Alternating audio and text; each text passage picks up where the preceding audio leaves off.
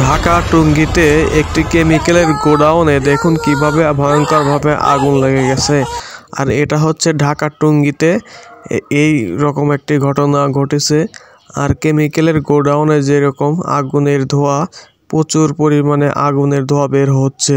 আর তারই মাঝে ফায়ার সার্ভিসের লোকজন কিন্তু এখানে আসে, তবে চেষ্টা করছে আগুন নিয়ন্ত্রণে আনার জন্য। ফায়ার সার্ভিসের লোকজন দেখুন কিভাবে সব অনেক চেষ্টা করছে। আর এমনভাবে যেহেতু কেমিক্যাল, অনেক আগুন ভয়ঙ্করভাবে লেগে গেছে। আগুন নিয়ন্ত্রণে আনার চেষ্টা করছে ফায়ার সার্ভিসের লোকজন। ঢাকা টঙ্গীতে এই ঘটনাটি ঘটেছে।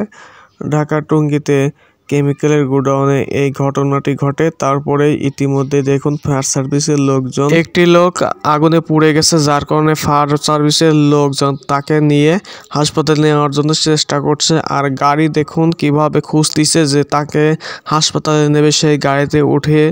আর দেখুন ফায়ার সার্ভিসের লোকজন কিভাবে দৌড়াদৌড়ি পাচ্ছে তাকে সেবা দেওয়ার জন্য।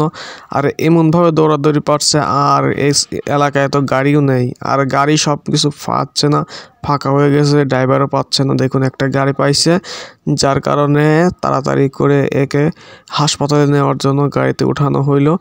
আর হাসপাতালে নিয়ে যাবে এখন। ফায়ার সার্ভিসের লোকজন অনেক দক্ষতার সহিত কাজ করছে।